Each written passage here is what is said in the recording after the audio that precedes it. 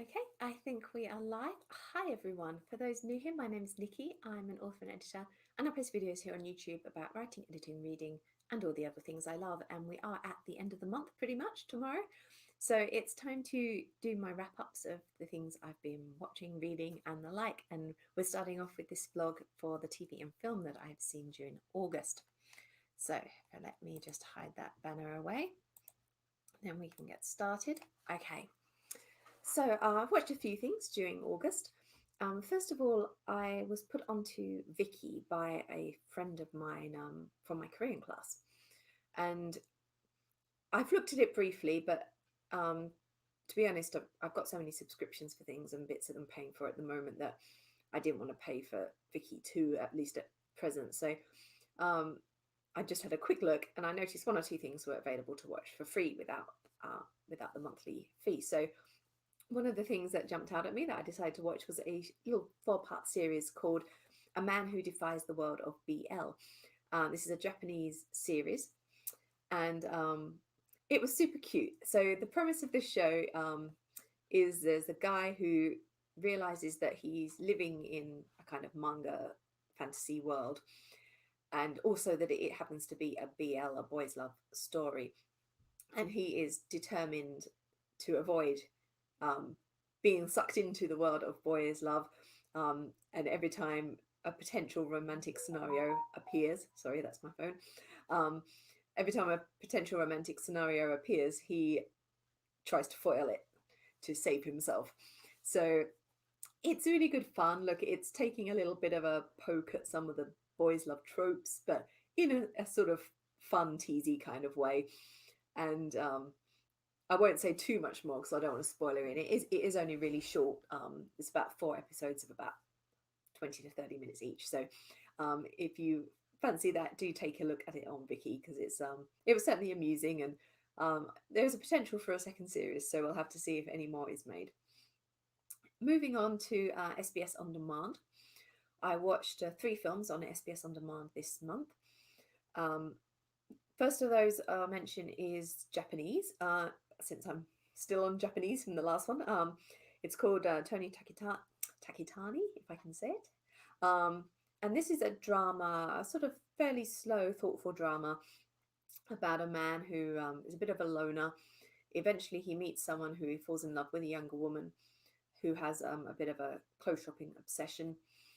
And again, I don't want to sort of spoil the story too much, but it's kind of a sort of psychological piece in which we really go deep into his character and hers as well to a certain extent, and looking at their lives and how they relate to each other and the world around them, I guess is the easiest way to describe it. I believe it's based on a Murakami short story. Don't hold me to that. I'm pretty sure, though, it is. And it's definitely worth watching if you like that sort of slow, thoughtful style drama. The other 2 that I watched on SBS On Demand were Danish fantasy movies. So the first of those was Wildwitch, Wildtex, which is about a girl, sort of just early teens girl, who suddenly discovers that she comes from a line of wild witches and is coming into her powers, but an evil force wants to use her blood to sort of regain life or reawaken itself.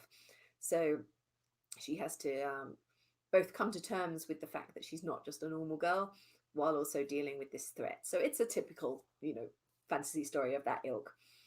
And on that note, it ticks all the boxes. There was a bit of action, bit of drama, a bit of emotion, and it's not a film I'd rush to rewatch again and again and again, but I'm glad I watched it. It was enjoyable just to pass a couple of hours. So you could check that one out if you like that style of fantasy. And sticking with fantasy, I also watched the Ashland. Now, this one is very much based on sort of Danish folk tales. The Ashland is the sort of third son, the layabout who's no good for anything, does nothing but cause problems, but eventually becomes the hero of the story. And this one involves trolls and a princess who needs rescuing. So again, it ticks all those sort of fantasy action adventure boxes. I enjoyed it. It had a good dose of humor alongside the action, and yeah, it was just an enjoyable, entertaining film. And so that brings us on to Netflix, which is obviously the bulk of my watching for the month.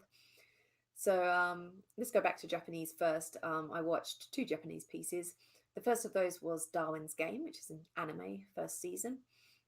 And this piece, the premise is a young guy inadvertently gets drawn into playing this game, this mobile app game, and it turns out that the game has deadly real life consequences if you fail to win the battle against your opponent. And so, as the story progresses, he is trying to navigate his way through this world, staying alive, making friends and enemies along the way. And his aim is to find the creator of this game and put a stop to it all. So, overall, this was quite enjoyable. Some of the episodes had sort of ups and downs for me. I found some bits more entertaining than others. But overall, it did engage me. I liked some of the characters, they're very memorable, quirky characters. And it's a typical sort of game to the death kind of scenario. So if you like those sort of ones, the death game type manga anime stories, then check out Darwin's Game. And the other Japanese one I watched was Ju-on Origins, so the Grudge Origins. I'm not a horror fan, I should say. I used to be when in my teens. I loved horror, but I've kind of grown out of it a little bit. And Japanese horror I do find quite scary, actually. So this isn't something I would have picked myself, but my husband really, really wanted to watch it. So it was only short. I think there were about 6 half-hour episodes. So we watched it all in one night. And it wasn't too scary, to be honest, not compared to the movie. This is kind of, as the title suggests, a prequel, an origins story. And there were once or twice when the time frame on the timeline in the story was a little bit confusing. We jumped back and forth between timelines quite often, and you had to try and, it didn't prompt you that much, so you had to try and keep in mind which bit we were in when with which characters, especially since some of the characters did then make a sort of shadowed illusionary reappearance at different points in time as well. So other than that, though, it was fine. It wasn't that scary, but I didn't love it. But it's not really my thing. But if you are a horror fan and you like the Grudge movies, then do check it out. And that brings us to Korean dramas, of course. A month wouldn't have gone by without me watching a few of those. So I've got 5 that I watched this month to share with you. So first of all, Nevertheless. Now this one I actually started back in, I think it was July or something, but it was one of those releasing one episode a week kind of scenarios, so it took a while to finish. The premise of this story is Song Kang plays a young man, Jeon, I think his name was from memory, and he is quite a playboy. He's a hit with the girls, likes to date, but doesn't want to commit too much. He just likes the fun, but doesn't want the commitment side of relationships. And he meets our heroine Nabi, who is they're both art students, and she's a sort of serious, quiet kind of girl, but she's attracted to this guy, and because of that, she goes quite far with him. And in fact, for a Korean drama, I have to say this is probably the most sexually explicit Korean drama I've ever seen. Normally you're lucky if you get a kiss by the end of the 16 episodes, but yep, they do actually go to bed. There's stripping off, having sex and things in this one, which is unusual for Korean stuff. And so she has this relationship with him, and she wants it to be a serious, committed relationship, and he's not on the same page. So it's one of those sort of on again, off again romances. At the same time, there's another guy who's interested in her, who is sweet and committed and everything that she wants. She wants Song Kang's character to be. So at first, I liked it. I liked the first few episodes. However, this was a bit of a mixed bag for me. I think it's because it began to feel a little bit samey after a while. It's like, oh, they're on again, they're off again. Oh, she's giving another chance. Oh, what a surprise. He's like ruined it.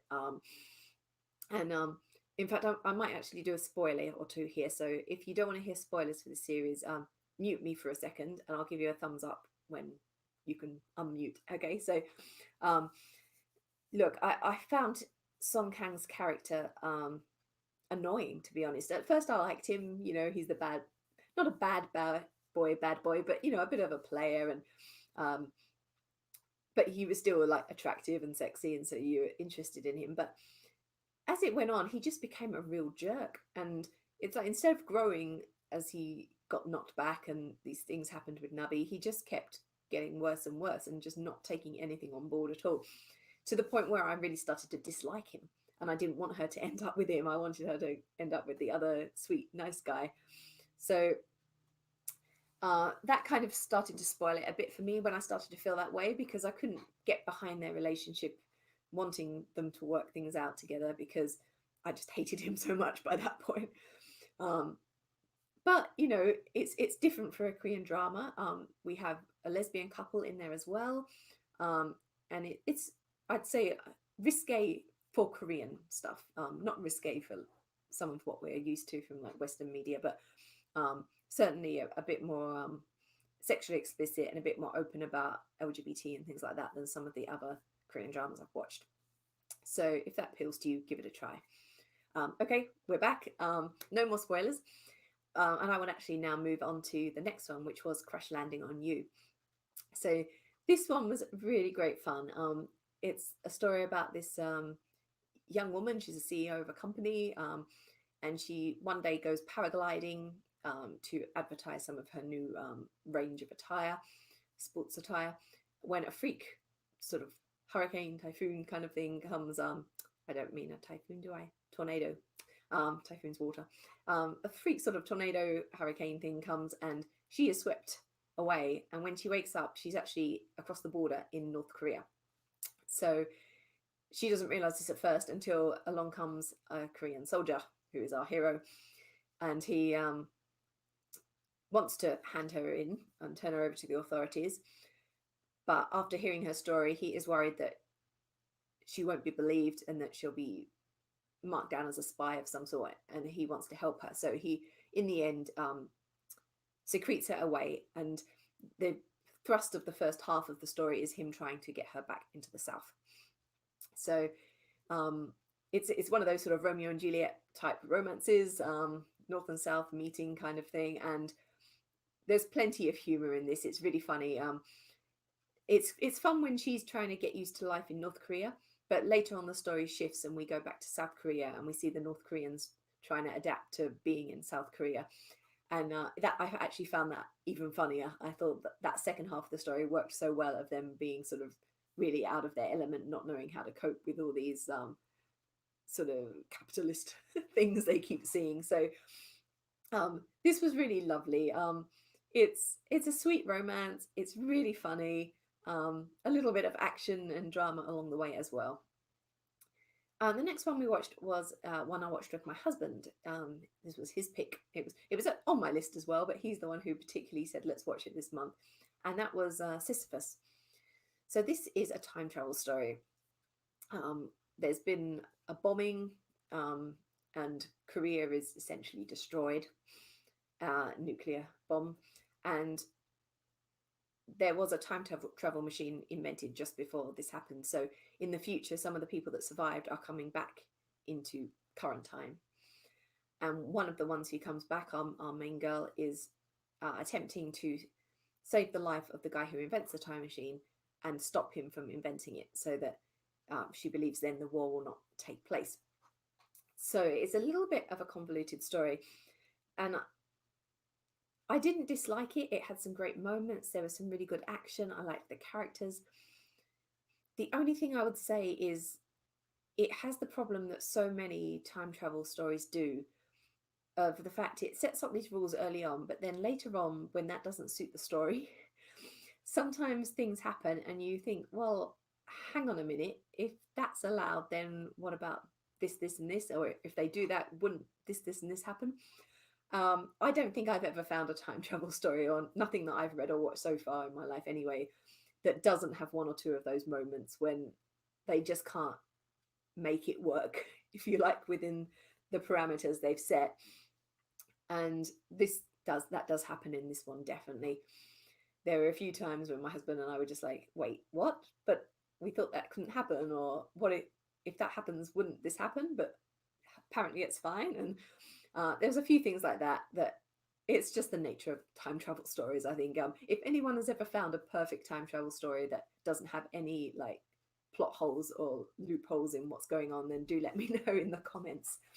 But uh, look, regardless of that, it's an enjoyable enough sci-fi piece. So if you like sci-fi action stories, lots of chase scenes, sort of plenty of drama, then Sisyphus is worth having a look at. And we're coming towards the end. We've just got two more to talk about. So the first of those is Strong Girl Monsoon. So this is a quirky superhero piece, I guess is the best way to say it. Monsoon is a girl who has super strength, and it's something that runs in her family. And all the women in her family get this power as long as they're not using it for selfish or evil reasons. They lose it if that happens. And she ends up becoming a bodyguard to a CEO of a company, a big company, actually a game designer he is, and she really wants to be a game designer. So when he sees her strength and offers her the job of his bodyguard, she takes it because she wants to get into the company to become a game designer. This is really quirky. It's just good fun, some cheesy humor. There are the sort of gangster figures who are sort of after her at the same time because she's always foiling their plans and beating them up. And then there's the reason he needs a bodyguard, that he's being sort of blackmailed and attacked as well. And all these plot lines like eventually come together. So I don't want to say too much more because I don't want to risk any spoilers, but this is really great. If you love superhero stories and you like quirky romance and kind of fun adventure stories with plenty of humor, then Strong Girl Monsoon is great. It has a really great little piece of music too. She's a superpower girl. It's really great. Anyway, so do check that out. But lastly, and we're coming to my favourite of the month, I have to say, I watched Zombie Detective. Now, this is a story, as the title might suggest, about a zombie. And this guy has woken up essentially in a rubbish heap, and he doesn't remember who he is, what's happened to him, but he soon realizes that he's become a zombie. And I'm sorry, everyone wants me today. That's my phone again. I don't know who that is. And usually I don't get any messages all day, but there you go. Anyway, so he's become a zombie, and he at first cannot walk or talk, or he's a typical zombie. But he decides that he wants to find out what happened to him. He's still got mental capacity, so he trains himself to walk properly again, to speak properly, and he spends a year doing that, and then he goes back into civilization to try and discover the truth of who he is. Just before doing so, he happens to witness a murder, and the murder is the murder victim is a private detective, and he's able to exchange a couple of words with the guy just before he dies. And so when he goes back to the city, he assumes this guy's identity as a way to blend in while he does his investigation. And so along the way, he ends up having to become a bit of a private investigator, taking on some cases, working alongside a young female journalist, and who eventually, of course, in the nature of these stories, will discover his identity and things. So this was really great fun. I mean, there's plenty of humor from the zombie side of things. There's a rival detective who's out to get him, and there's also a sort of more serious side as well about what happened to him, and the fact that other people could be in danger and things like that. So it's really brilliant. I loved this. I absolutely binged this and got through it all. I mean, it's about 12 episodes this month, so it's shorter than some Korean series, but I got through it all in 3 days because I couldn't stop watching it. It was so good. So I definitely recommend Zombie Detective. And as I said earlier, I'm not a horror fan. I'm not a big zombie fan, but I watch a few zombie pieces, and I do tend to like the Korean zombie pieces. But this is different from sort of Train to Busan or Kingdom, a very typical zombie shows, whereas this one really is a comedy, essentially, more along the lines of kind of Warm Bodies, I guess, rather than Walking Dead. And I mean, it kind of knows that, and it pokes fun at that. One of the secondary characters, is trying to direct a zombie movie, and he presents a script to these movie producers that's about a zombie who becomes a detective trying to find out what happened to him. And they just tell him, you know, this is rubbish. No one wants to watch the zombie who's the hero. They just want to watch the evil zombies. So it pokes fun at itself along the way as well. But definitely, that's, if I could pick one that I recommend to you all this month, that would be the one. So do check out Zombie Detective on Netflix. Okay, I think that's all I've got to share with you this month. So I will end there. I'll be back again in 10 minutes or so when I'll do my reading wrap up. And that is now my phone ringing. So it's a good time to end. I'll see you all later.